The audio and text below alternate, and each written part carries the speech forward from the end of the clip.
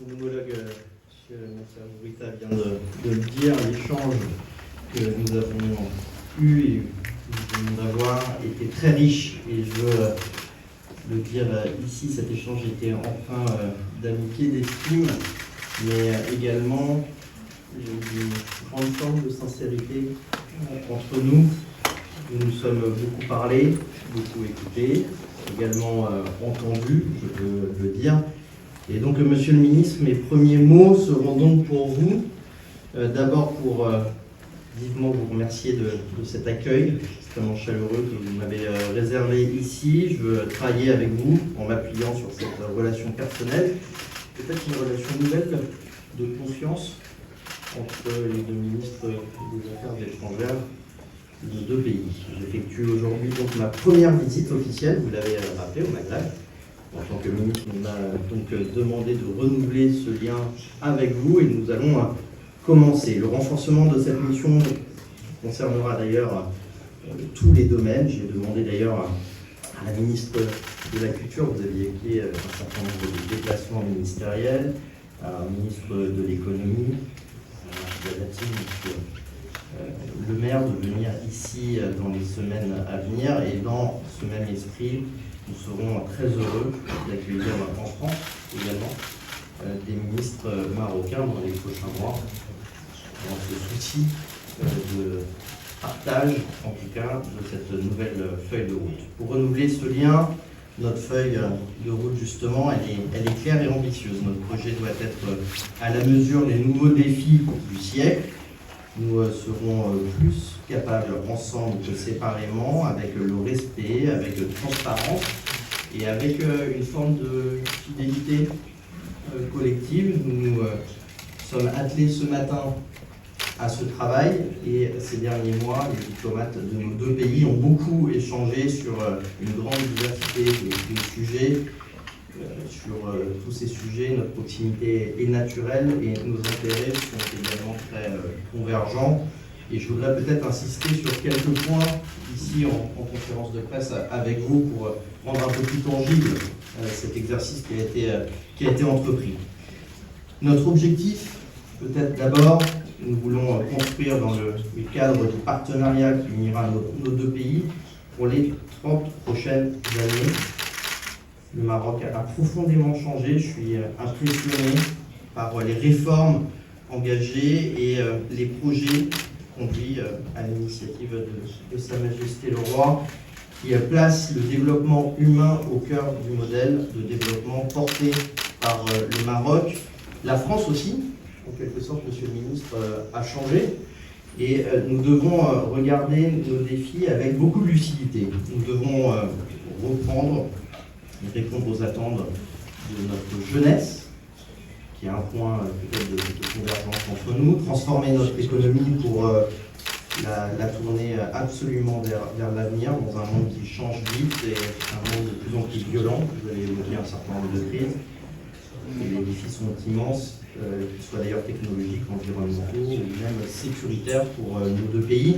Nous aborderons ces réalités avec ambition et notre source sera ce lien ancien, exceptionnel, singulier. Il nous a permis de traverser déjà tant de défis hier et aujourd'hui.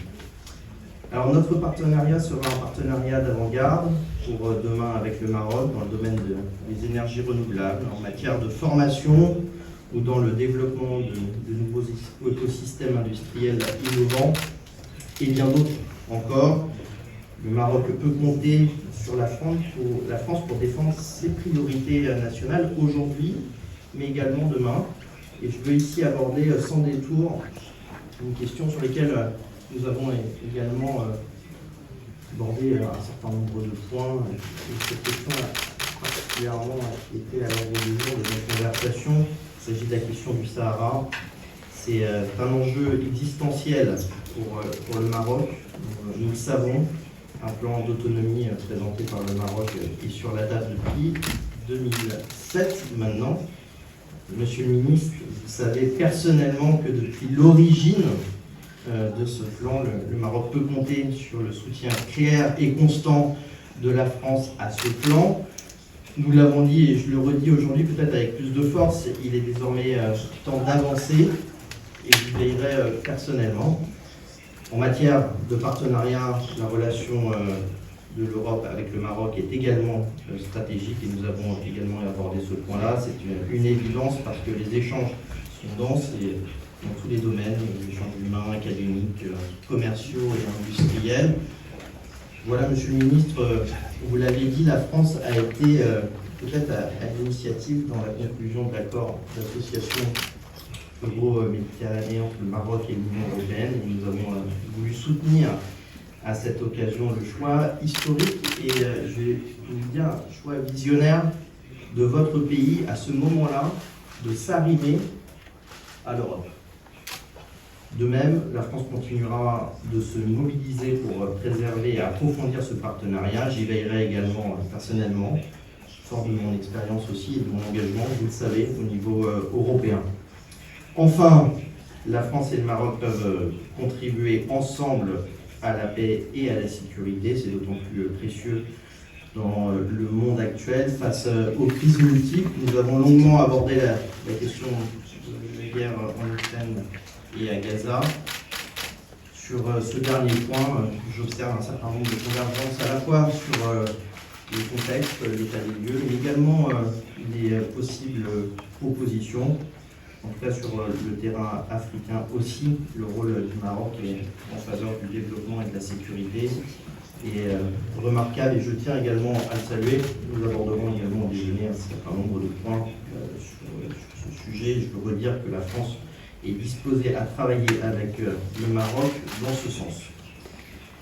Dans le même esprit, nous pouvons porter ensemble des initiatives pour relever les défis globaux qui requièrent des réponses collectives. Je pense notamment à la question de la transition climatique, la question du partage des richesses, l'éducation, la sécurité alimentaire également, un point important, la santé, la lutte contre le terrorisme, les droits de l'homme. Je tiens d'ailleurs à féliciter à cet égard le Maroc pour son élection récente à la présidence du Conseil des droits de l'homme. Et monsieur le ministre, nous avions d'ailleurs soutenu la France cette candidature. C'est avec détermination, enthousiasme, avec mon profond respect et toute mon amitié pour le Maroc et les Marocains que je veux travailler avec vous, monsieur le ministre Charles Nasser, pour refonder le partenariat stratégique franco-marocain, pour apporter également des réponses aux défis que nous avons à relever aujourd'hui et demain, pour nos deux pays, bien sûr, je pense dans l'intérêt général de nos deux pays, mais au-delà, en Méditerranée, pour le continent africain et vu l'état du monde, probablement pour le monde. Voilà, monsieur le ministre Charles Nasser, l'idée d'ouvrir ensemble cette nouvelle page me réjouit. Je m'engagerai avec toute mon énergie. Merci à nouveau, en tout cas, pour l'accueil chaleureux de ce matin et je vous attends également très vite à Paris. Merci. Cette question, là, pour être très précis, la question du Sahara est existentielle pour le Maroc et pour tous les Marocains. Et je l'ai redit à monsieur le ministre tout à l'heure, la France le sait. Cela guide d'ailleurs notre position sur le sujet. Cette position, elle est claire et constante. Je veux peut-être la rappeler avec netteté. Comme le Maroc, la France veut une solution politique juste, durable et mutuellement acceptable, conformément aux résolutions du Conseil de sécurité. Nous avons été le premier, je l'ai rappelé dans mon propos introductif, pays à soutenir le plan proposé par le Maroc en 2007. Dans la continuité logique de cet engagement, je le redis ici, il est temps d'avancer. Alors, pour justement répondre à votre question sur l'avancement. Avancer, c'est peut-être tout d'abord en vue d'une solution pragmatique, réaliste, durable et fondée sur le compromis. Pour cela, nous soutenons les efforts de l'envoyé personnel du secrétaire général des Nations Unies en vue de la reprise des tables rondes et nous appelons toutes les parties concernés à s'y engager de bonne foi. Avancer également en prenant en compte les intérêts et les besoins des habitants de ce territoire, notamment dans les domaines éducatifs et culturels. Il existe 2 écoles françaises, à Dakhla et Mali, qui existent déjà. L'Institut français a récemment déployé, d'ailleurs, en étroite collaboration avec des partenaires locaux, un centre culturel itinérant dans les villes de Bayoun, Boujdour et Dakhla, qui d'ailleurs rencontre un vif succès. Avancer enfin, peut-être, c'est pour favoriser le développement économique et social de ces régions. Le Maroc a beaucoup investi dans des projets de développement au bénéfice des populations locales, c'est un fait. Et en matière de formation, d'énergie renouvelable, de tourisme ou d'économie bleue liée aux ressources aquatiques, nous accompagnerons le développement de cette région en appui des efforts marocains. Voilà la position aujourd'hui de la France et voilà notre position sur... للمزيد من المعلومات ما تنسوش تابوناو وتفعلوا الجرس باش يوصلكم جديد لو سي تي في.